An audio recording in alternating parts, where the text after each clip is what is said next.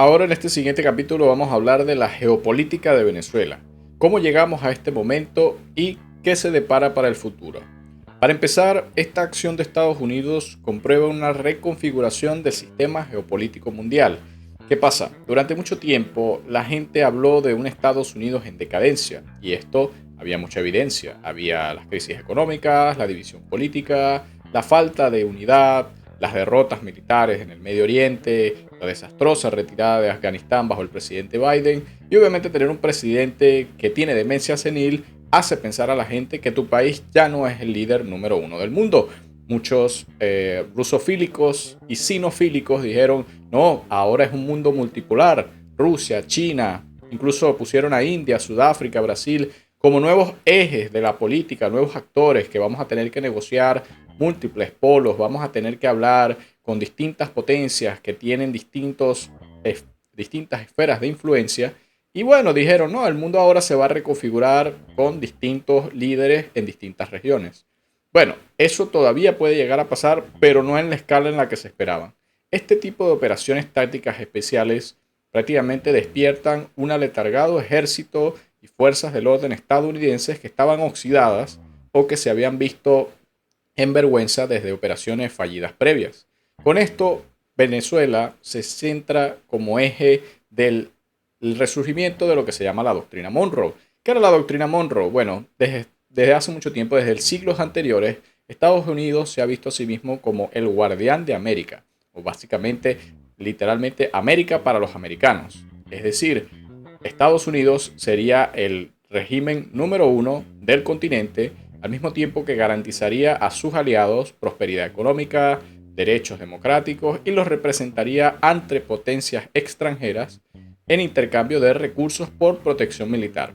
Básicamente, Latinoamérica jamás ha peleado una guerra contra factores exteriores, nunca ha tenido que hacerlo, pero simplemente se ha dedicado a guerras civiles y guerras internas por territorio, por poder político interno, pero jamás ha tenido proyección internacional.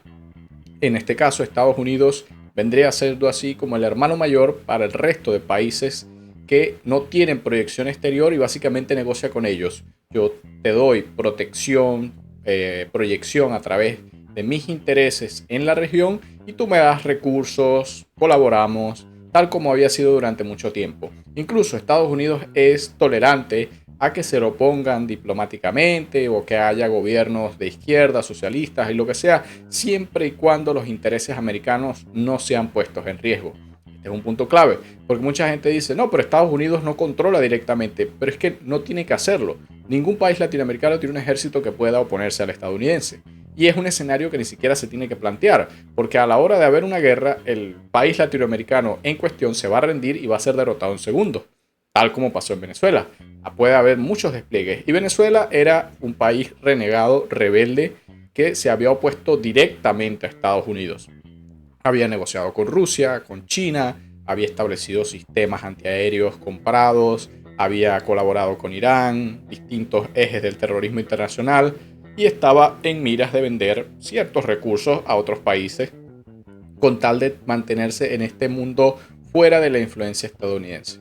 Pero tal como Cuba, todo esto es una ficción. Para la gente que no lo sabe, Cuba se opone, Cuba es un régimen comunista que se opone a Estados Unidos. Pero ¿de dónde crees que sale la mayoría de la comida que se come en Cuba? Bueno, si te pones a investigar vas a darte cuenta que la mayoría de las importaciones de comida, medicamentos y cosas que llegan a la isla obviamente vienen de Estados Unidos porque es el país que lo produce más y está más cerca.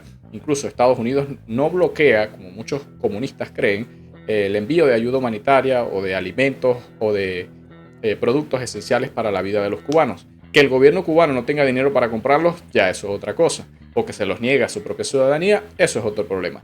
Pero la verdad es que Cuba, desde la crisis de los misiles, donde Estados Unidos obviamente no iba a permitir que eso sucediera, se ha sido aislada desde un punto de vista geopolítica y ha sido más una molestia, un estorbo ideológico, un propagador, un agitador del comunismo latinoamericano, más que un enemigo directo.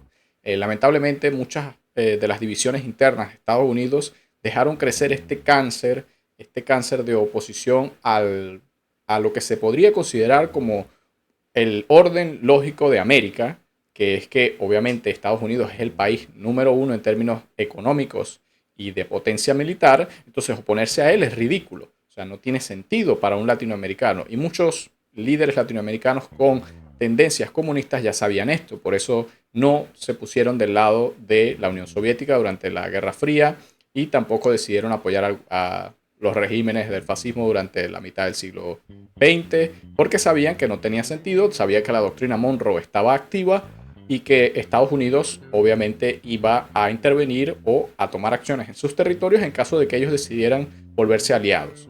Eso no evitó que los soviéticos hicieran mucho subterfugio en Latinoamérica e incluso en el mismo Estados Unidos, pero eso es cuestión para otro video. En términos de lo que va a pasar geopolíticamente con Venezuela, tener un país que antes era un país rebelde, un país que estaba fuera del orden internacional, un país que era violador de derechos humanos, básicamente un país africano, como Sudán, básicamente, pero en Latinoamérica, era una mancha muy grande para Estados Unidos.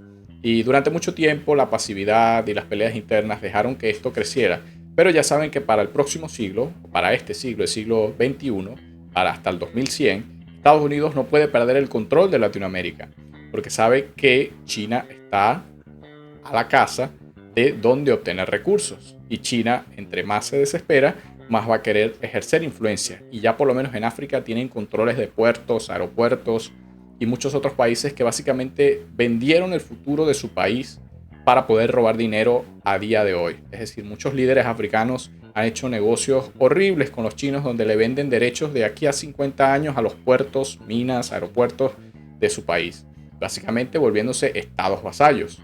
Y Estados Unidos ya tiene sus propios estados vasallos, que son la Unión Europea, Inglaterra, Australia, Canadá, Japón, Corea del Sur, y básicamente se había olvidado de Latinoamérica, pero Latinoamérica no se olvidó de Estados Unidos. Siguió tomando ventaja de su frontera abierta. México, Colombia y Venezuela formaban el eje de tráfico de drogas para tratar de lucrarse por medio de la venta de estupefacientes, ilícitos. Y claro, todo llegó a un punto de quiebre cuando se dieron cuenta de que, a pesar de ser la potencia número uno, fueron invadidos. Invadidos por mexicanos, haitianos, venezolanos, y que incluso el régimen de Nicolás Maduro tuvo el tupé de enviar gente disfrazada de inmigrantes económicos para volverlos activos en Estados Unidos. Literalmente el tren de Aragua llegó a Estados Unidos, llegó a secuestrar gente, a tomar complejos, a matar gente. Y muchos dirán, no, pero es que eso no era el tren de Aragua, eran criminales de a pie.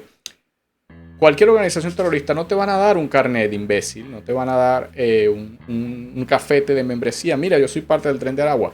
Pero obviamente si tú has sido un criminal en Venezuela, obviamente tienes experiencia de cómo hacer extorsiones, robos, cómo traficar droga, y te vas a otro país, dudo sinceramente de que te vayas a integrar normalmente a la sociedad, de que trates de obtener un trabajo de 9 a 5, legal. No, vas a simplemente seguir haciendo lo que sabes hacer, porque eso es una parte de la naturaleza del ser humano. Y en este sentido, Estados Unidos había dejado que este cáncer entrara, básicamente redes de corrupción, redes de tráfico de personas, redes de tráfico de drogas, redes de tráfico de información. Porque si estás en Estados Unidos puedes ver cómo es su infraestructura, cómo son sus instituciones, cómo tomar provecho de su muy confuso sistema de impuestos, sistemas legales, de asilo político. Y básicamente esto había dejado la puerta abierta a incluso fraude electoral, asesinato de objetivos en Estados Unidos, y podían haber disfrazado esto simplemente como crímenes comunes, tal como pasó en Chile, donde se infiltraron varios miembros de cuerpos de seguridad de Maduro y secuestraron y asesinaron a, creo que, Robert Ojeda, un venezolano que estaba en Chile hablando en contra del régimen. Es decir, Estados Unidos estaba bastante cerca y vulnerable de recibir el mismo tipo de tratamiento de infiltración por parte de un régimen que estaba dispuesto a lo que sea. Ya lo había demostrado en puntos geopolíticos antes.